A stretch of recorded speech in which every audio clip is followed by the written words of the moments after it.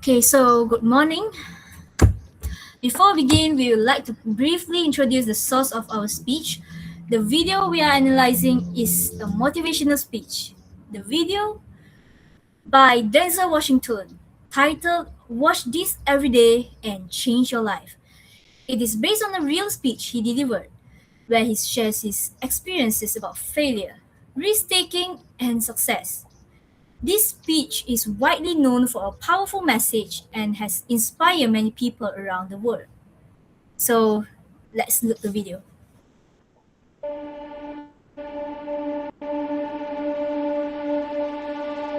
I found that nothing in life is worthwhile unless you take risks.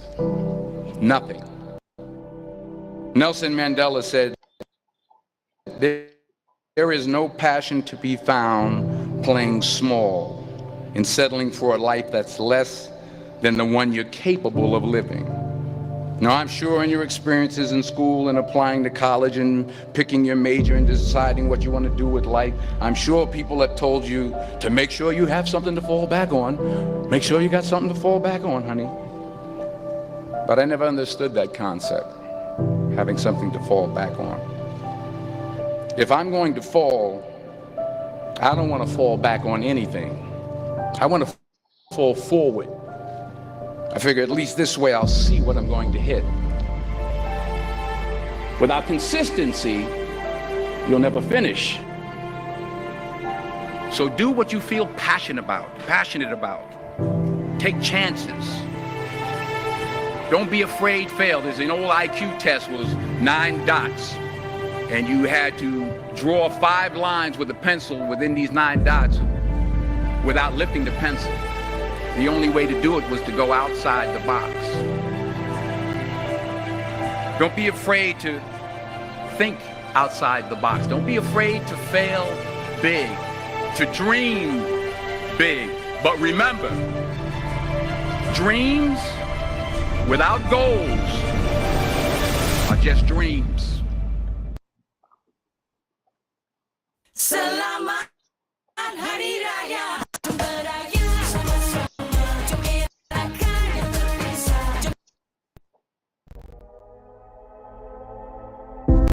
Reggie Jackson struck out 2,600 times in his career, the most in the history of baseball. But you don't hear about the strikeouts. People remember the home runs. Fall forward. Thomas Edison conducted 1,000 failed experiments. Did you know that? I didn't know that. Because the 1,001st was the light bulb. Fall forward. Every failed experiment is one step closer to success. You've got to take risks, and I'm sure you've probably heard that before, but I want to talk to you about why that's so important. You will fail at some point in your life. Accept it. You will lose. You will embarrass yourself. You will suck at something. There's no doubt about it. And I know that's probably not a traditional message for a graduation ceremony, but hey, I'm telling you, embrace it, because it's inevitable. Amen. In the acting business, you fail all the time. Early on in my career, I auditioned for a part in a Broadway musical. Perfect role for me, I thought, except for the fact that I can't sing. I didn't get the job. But here's the thing. I didn't quit. I didn't fall back. I walked out of there to prepare for the next audition, and the next audition, and the next audition. I prayed. I prayed. And I prayed. Amen. But I continued to fail, and fail, and fail. But it didn't matter, because you know what? There's an old saying. You hang around the barbershop long enough, sooner or later you're going to get a haircut. Yeah. So you will catch a break, and I did catch a break. Last year, I did a play called Fences on Broadway. Amen. But here's the kicker. It was at the Court Theater. It was at the same theater that I failed that first audition 30 years prior.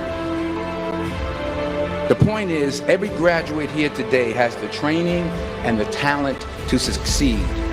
But do you have the guts to fail? If you don't fail, you're not even trying. I'll say it again. If you don't fail, you're not even trying.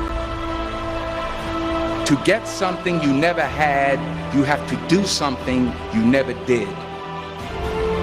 Just imagine you're on your deathbed, and standing around your deathbed are the ghosts representing your unfulfilled potential. The ghost of the ideas you never acted on. The ghost of the talents you didn't use. And they're standing around your bed, angry, disappointed, and upset. They say, we came to you because you could have brought us to life, they say. And now we have to go to the grave together. So I ask you today, how many ghosts are going to be around your bed when your time comes?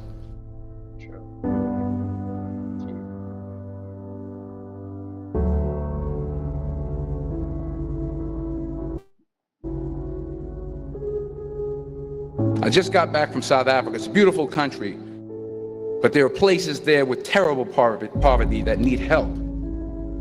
And Africa is just the tip of the iceberg. The Middle East needs your help. Japan needs your help. Alabama needs your help. Tennessee needs your help. Louisiana needs your help. Philadelphia needs your help. The world needs a lot, and we need it from you. We really do. We need it from you young people. I mean, I'm not speaking for the rest of us up here, but I know I'm getting a little grayer. We need it from you, the young people, because remember this. You got to get out there. You got to give it everything you got, whether it's your time, your talent, your prayers, or your treasures. What are you going to do with what you have? I'm not talking about how much you have. Some of you are business majors, some of you are theologians, nurses, sociologists. Some of you have money, some of you have patience, some of you have kindness, some of you have love, some of you have the gift of long suffering. Whatever it is, whatever your gift is, what are you going to do with what you have? All right, now here's my last point about failure. Sometimes it's the best way to figure out where you're going. Your life will never be a straight path. I began at Fordham University as a pre-med student. I took a course called cardiac morphogenesis. I couldn't read it, I couldn't say it, I sure couldn't pass it. So then I decided to go into pre-law, then journalism. And with no academic focus, my grades took off in their own direction. I was a 1.8 GPA. And Mi Sedap Goreng, Malaysia's choice. Get on now. Show your confidence with skin that looks this good. New Nivea Body Milk, now with Hyaluron. And the university very politely suggested that it might be better to take some time off. I was 20 years old. I was at my lowest point. And then one day, and I remember the exact day, March 27th, 1975, I was helping my mother in her beauty shop. My mother owned a beauty shop up in Mount Vernon. And there was this older woman who was considered one of the elders in the town. And I didn't know her personally, but I was looking in the mirror, and every time I looked at the mirror, I could see her behind me, and she was staring at me. She just kept looking at me. Every time I looked at her, she kept giving me these strange looks. So she finally took the dryer off her head and she said something I'll never forget. She said, "Young boy, I have a prophecy, a spiritual prophecy." She said, "You are going to travel the world and speak to millions of people." And in the years that followed, just as that woman prophesied, I have traveled the world and I have spoken to millions of people through my movies. Millions who up till this day couldn't see me. Who up till this day, I couldn't see while I was talking to them, and they couldn't see me. They could only see the movie. They couldn't see the real me. But I see you today, and I'm encouraged by what I see, and I'm strengthened by what I see.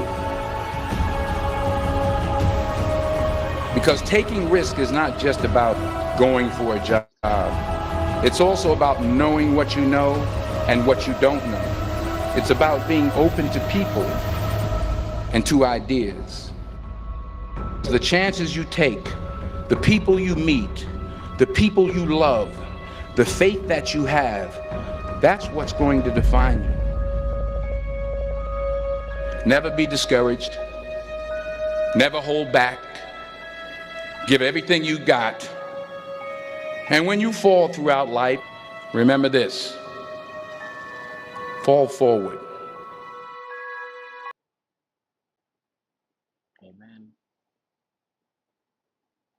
So basically, from the speech, I would like to start with a question for my both teammates, Hannan and Emily, and I also want us to really think about this carefully instead of answering too quickly. So my question is: do you think failure is something we should avoid completely, or do you think it is actually necessary for success? Because when we hear the word failure, most of us immediately think of something negative, something embarrassing, something disappointing, or something that we try to escape from. But the question is that the correct way to view it? Do you have anything to say, Hanan? I think, in my opinion, most people try to avoid it, especially because failure is often associated with negative outcomes. So people don't like the feeling of being wrong or not achieving what they plan. How about you, Emily? Exactly. But I think at the same time, failure is unavoidable. No matter what we do, we will fail at some point in our life. And it's actually a part of the process and a part of progress, whether we like it or not. Thank you so much. Exactly, and that the difference in the opinion is actually what makes today's discussion very meaningful. So today we are not just talking about failure as an idea in theory, but we are analyzing how it is presented and shaped in a motivational speech by Denzel Washington. So this speech is not random, it is carefully built around the three key ideas that appear repeatedly throughout the speech. So the first one is risk taking, the second one is failure, and the third one is personal growth. But what is interesting is that the speaker does not simply list the three ideas like definitions in the textbook. Instead, he builds them slowly through storytelling, examples, emotional language, and structural techniques. So this is what makes the speech powerful rather than just informative. So I want you guys to slow down a little and really try to understand what message Denzel Washington is trying to communicate beneath the surface. And at the beginning of the speech, he says a very powerful line, which is nothing in life is worthwhile unless we take risks. So now this sounds like a simple advice at first, but when we analyze it more deeply, it is actually more like a challenge directed at the audience. Because if we just think honestly about human behavior, many of us naturally prefer safety. We prefer comfort. We prefer predictable outcomes. For example, we choose easier options in school. We avoid difficult decisions and we try not to put ourselves in situations where we might fail or feel embarrassed. But what the speaker is suggesting is that if we always choose safety, we might also be limiting our own potential without realizing it. So, in a way, he is pushing the audience to rethink what safe life actually means. And now, another very important concept that he introduces later is the idea of falling forward. At first, this phrase sounds unusual to us because normally we think failure as falling backward, something that pulls us down or set us back. But he says he prefers to fall forward instead of having something to fall back on. That sounds quite risky though, Ayla.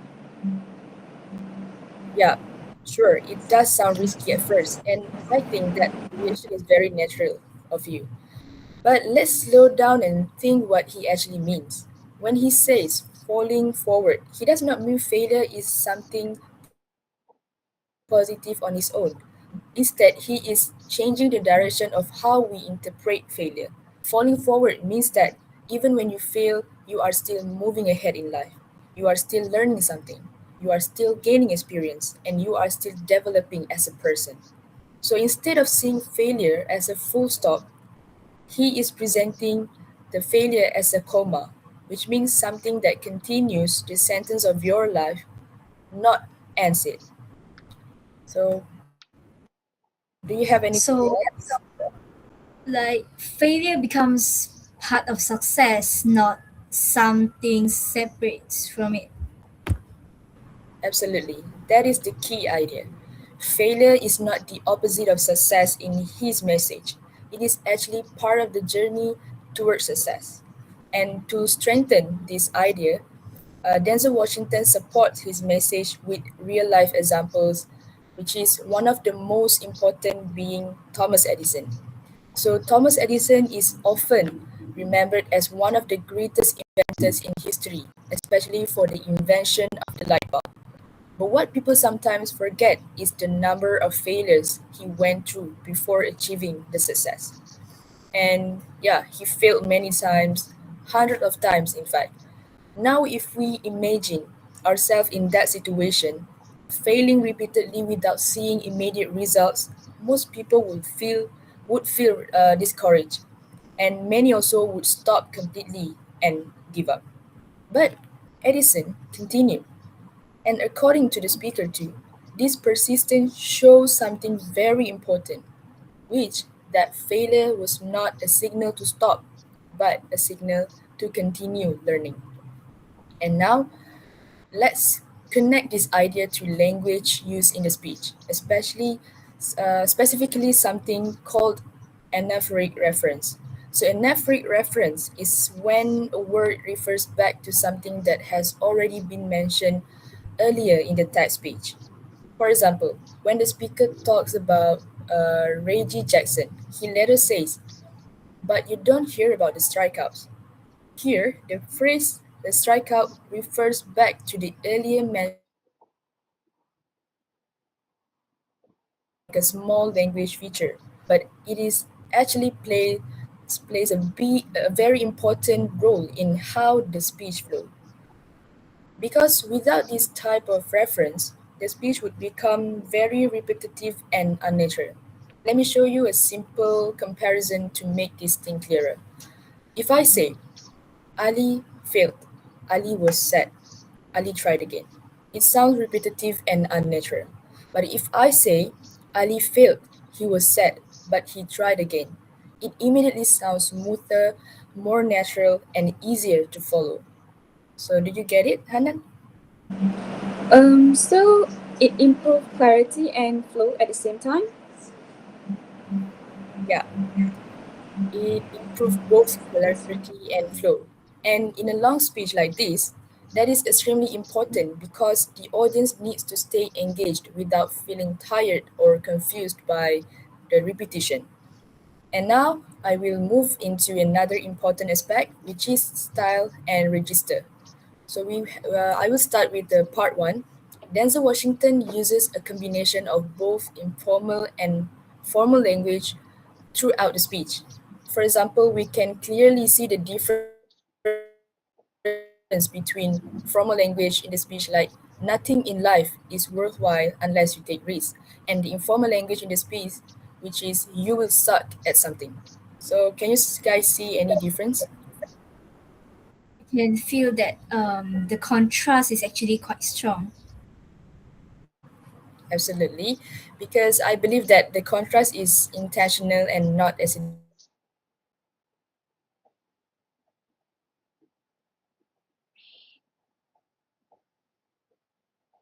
makes the message sound important and meaningful too. And on the other hand, the informal language is designed to make the speech more relatable and also human so that it sounds like a real conversation and not like a written essay or lecture. So when both styles are combined, the speech becomes more powerful because it reaches the audience in two different ways at the same time.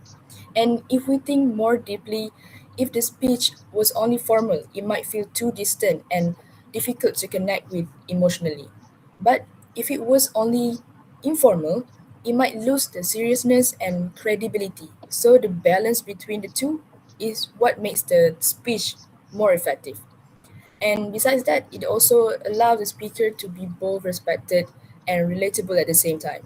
So, if I want to conclude my part, we can clearly see that the message of the speech is built around risk taking and failure.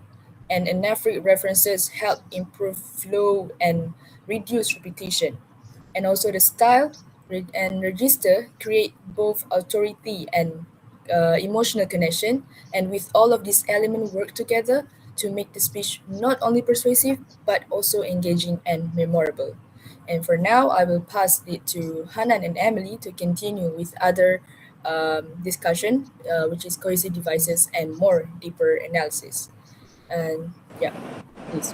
Okay, so thank you, Ailla. So now I will continue by focusing on other cohesive devices that strengthen the speech, and also I will explain them in more depth so we can clearly see how each one contributes to meaning, structure, and also audience engagement. So first, let's look at categoric reference. So categoric reference is when the speaker refers forward to something that has not yet been explained. So it means that the audience is temporarily left waiting for the full idea. So, for example, when Denzel Washington says that, here's the thing. So, at that moment, the audience does not yet know what the thing is. It feels incomplete for a few seconds, but that is exactly why it is effective. So, it creates a sense of curiosity and also anticipation. So the audience naturally becomes more focused because they want to understand what is coming next. Um, so it makes the audience pay attention. Yes, exactly, Ayla. It works almost like a signal because it tells the audience, like, stop for a moment, listen carefully, something important is coming. So it also helps the speaker to control the attention.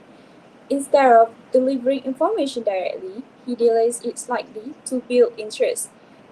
Another example is the point is. So when the speaker uses this phrase, he is not just continuing his idea randomly.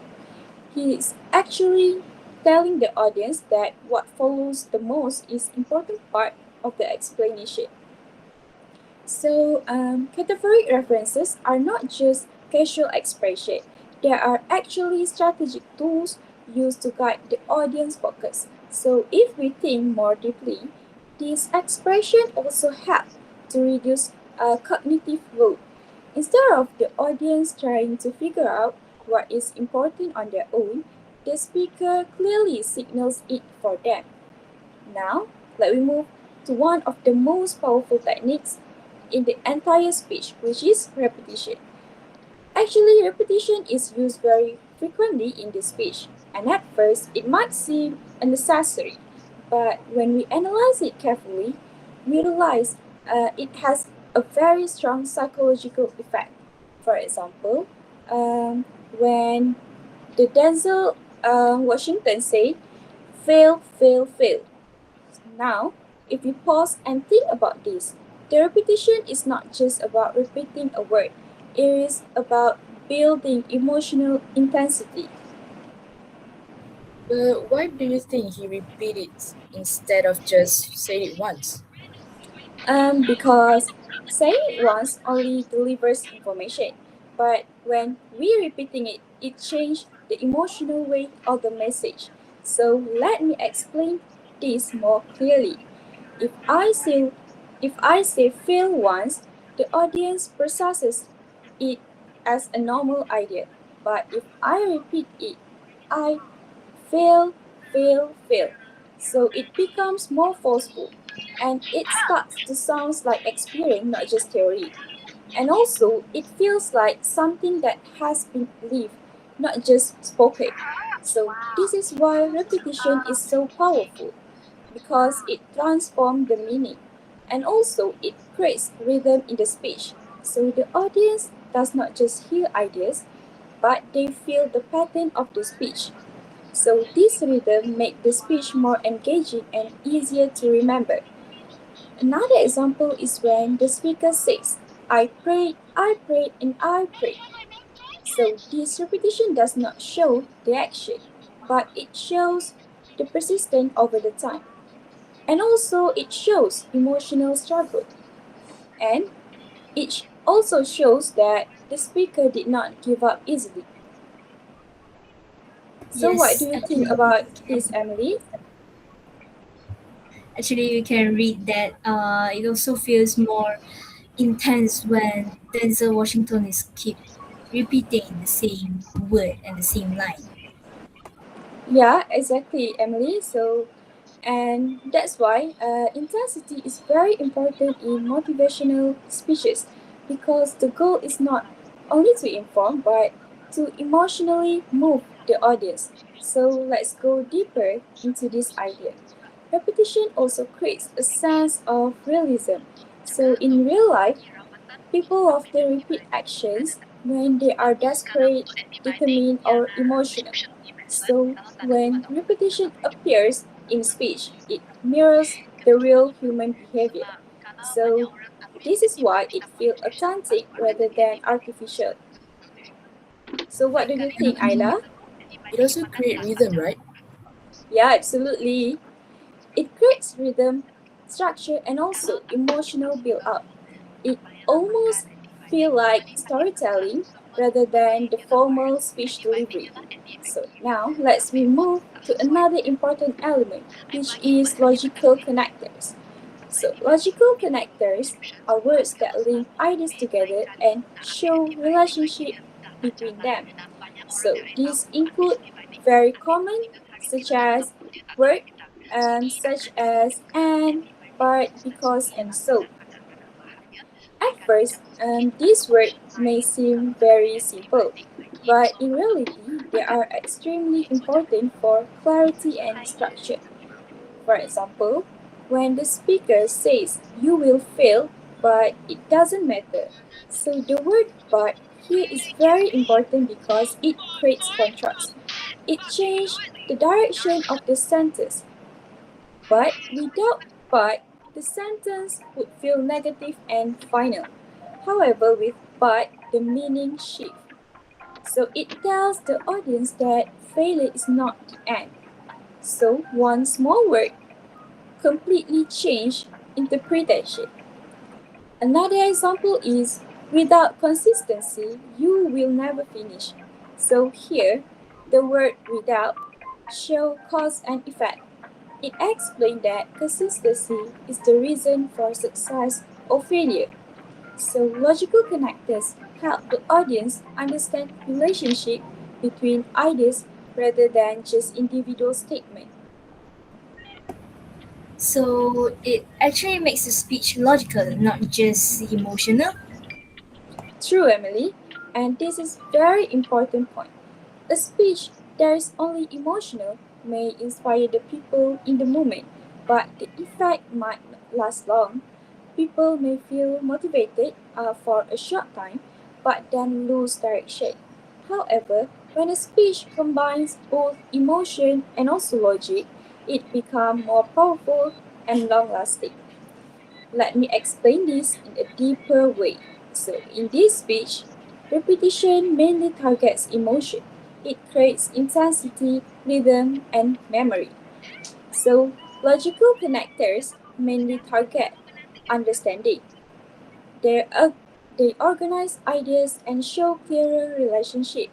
So, one affects how the audience feels, and the other affects how the audience thinks. So when both are combined, the speech becomes balanced. So it appeals to both the heart and also the mind. So this is why the speech feels so persuasive. It is not only emotionally strong but also logically structured.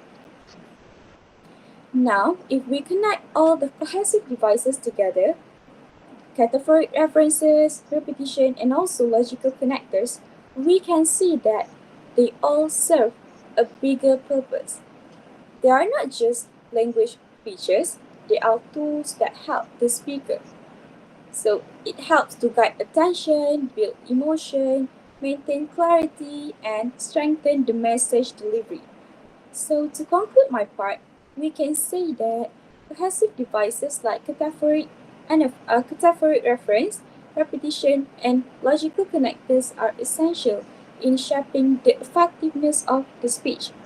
So they help to organize the ideas clearly, emphasize important message, and guide the audience step by step through the speaker arguments. So right now, I will pass it to Emily to continue with the final part. Okay, thank you, Hannan. Which actually explains the clarity about the clarity quite clear. Okay, so I'll continue with the final part of the analysis where I will focus more deeply on language use, persuasive techniques, and the overall effectiveness of the speech. To begin with, let's look at pronouns, especially the use of the pronoun you. In Denzel Washington's speech, he frequently used direct address such as you will fail, you will lose, you will embarrass yourself. Now, at the first glance, these sentences may sound very simple and a bit harsh. Some people might even feel slightly uncomfortable hearing such direct statements, but when we analyze them more deeply and more carefully, we realize that the change and the choice of pronoun is a very intentional choice and meaningful for his speech. I think that feels very direct, Emily. Yes, exactly. It is extremely direct and straightforward, and that is the point. Instead of using general terms like people, students, or everyone, the speaker chooses to use you. This small choice creates a very strong sense of personal involvement. It removes the distance between the speaker and the audience. When the speaker says you, it no longer feels like a general statement about society. Instead, it feels like he is speaking directly to each individual person listening to the speech. So it becomes very personal. It becomes like a one-to-one conversation rather than formal public speech. And this is important because it increases engagement.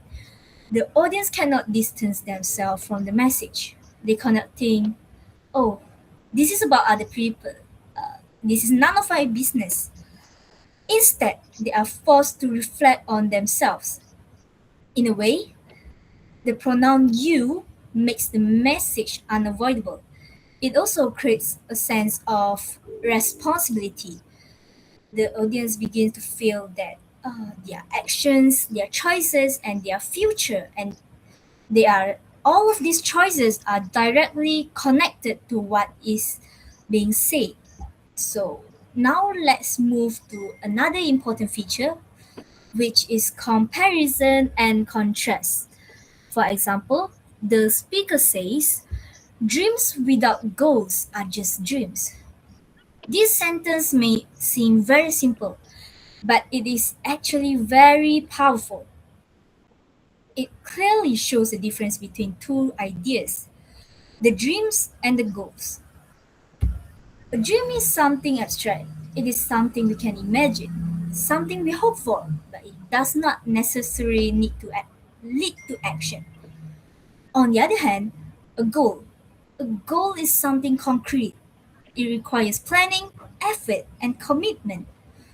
So, by comparing these two ideas, the speakers simplify a complex concept about success into something very easy to understand.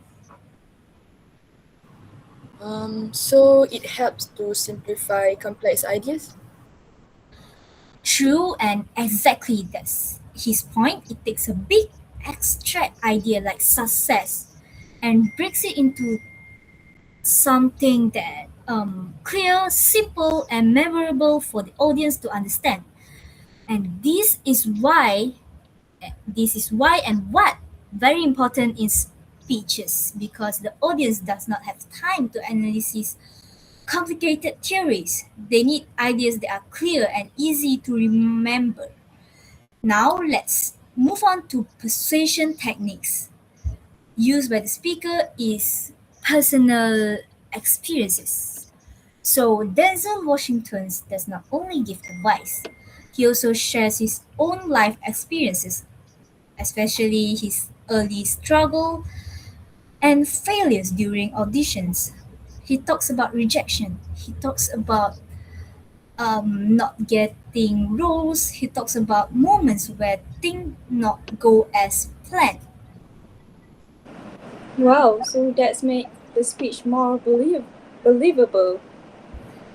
Yes, it creates and increases credibility and trust. When the audience hears that someone successful has also experienced failure, it makes the message feels more realistic. It removes the idea that successful person are naturally talented or they are always lucky. Instead, it shows that success is a process that includes effort, struggle, rejection, and persistence. This makes the audience feel more hopeful because they realize that failure is not a sign of weakness but a part of growth. Now, I want to focus on one of the most powerful and emotional parts of the speech, the ghost idea. In this part, the speaker asks the audience to imagine themselves at the end of their life lying on their bed, surrounded by the ghosts of their unused potential. These ghosts represents the idea they never acted on, the opportunities they never looked and they never took, and the talents they never developed. This is not meant to be taken literally. It is a metaphor, but it is a very powerful metaphor because it creates a strong and emotional mental image. Wow, that creates a very strong emotional image. Yes, as what Ayla said, it is powerful because it forces the audience to think about regret. Instead of focusing on future success, the speaker shifts the audience attention to what might happen if they do nothing. He makes them imagine a future where they did not take risks, where they avoided failure, and as a result, never reach their full potential. This creates a feeling of discomfort, but also motivation, because no one wants to live with regret. This emotional strategy is very important in persuasion because people do not always change their behavior through logic alone. Sometimes we know what is right, but we still do not act. Emotion is what pushes us to take action. So, by using powerful imagery, the speaker is not just informing the audience, he is moving them, pushing them emotionally. Now, if we take a step back and evaluate the speech as a whole, we can clearly see why it is so effective. First, it is well structured. The ideas flow logically from risk taking to failure to success. And secondly, it is emotional engaging. It uses repetition, storytelling, and strong imagery to connect with the audience. So third, it is logically clear. It uses connectors and examples to explain relationships between those ideas. Fourth, it is relatable. The language is simple, direct, and easy for a general audience to understand. And fifth, it is memorable. Key phrases like fall forward stay in the audience mind even after the speech ends. So overall, the speech is not just informative, but also persuasive, emotional, and impactful. So now, before we end this discussion, I would like to ask my teammate Ailla and Hannan about our final reflective question. After analyzing everything, the language, the structure, and all those techniques, what would you say is your biggest takeaway from this speech? In my opinion, the biggest takeaway is that we should not be afraid of failure. Instead of avoiding it, we should accept it as part of our growth and also part of our learning. Okay, so in my opinion, I think it is understanding how language choices like repetition and also connectors can strongly influence how a message delivered and how the audience respond to it. Yes, I agree with both Ayla and Hanan opinion. And for me, it is the idea that we should use our potential before it is too late because opportunities and time do not wait forever. So to conclude our forum discussion, we can clearly say that success requires risk, failure is part of growth. And when we fall, we should not fall back. We should fall forward. And thank you. But of course, before we end this discussion, uh, our audience, do you have any questions to ask us? I have a question. Um, all right. So my question is, do you think failure is something we should avoid completely or something that is necessary for success? Okay, so let me answer this. Okay, first and foremost, failure should not be seen as something to completely avoid because we have to see it as an important part of the learning process. While it is natural to fear of the failure because it is often associated with negative outcomes, it is actually helps you to grow, improve, and gain experience. And without failure, people may not realize their weaknesses or learn how to overcome the challenges. And therefore, failure is necessary for success because it teaches valuable lessons that contribute to the personal and professional development. Is that answering your question? Yeah. Thank you so much for that analytical answer from Ayla. Thank you. I want to ask, why do you think the speaker repeats the word like fail so many times in the speech? Okay, so thank you for the question, Wei. So the repetition of words such as fail is used to emphasize the main message and make it more memorable for the audience. So by repeating the same word, the speaker strengthens its importance and ensures that the audience clearly understand the idea being conveyed. So in addition, repetitions creates rhythm and emotional impact, making the speech more engaging rather than boring. It also helps the audience remember the key message even after the speech ends. I think that's all. Thank you, Hanan. Welcome. So I have a question. So after watching the speech that you presented, I want to ask, how can we apply the message of this speech into our daily lives? Okay, as what I mentioned in my takeaway for this speech, I still think that we need to change our mindset towards failure and being more willing to take the risk. As what the speaker said, don't afraid to fail. Fall forward but not fall backwards. So we should always take opportunities to learn. If we fail, it doesn't mean that we fail. We are actually learning something. So we should also set clear goals and take rather than just simply dreaming about success. We should always take action towards our own dreams and take it as a goal. Okay, So, thank you, Emily, for that answer. okay, so thank you. So thank you, and that's the end of our forum discussion.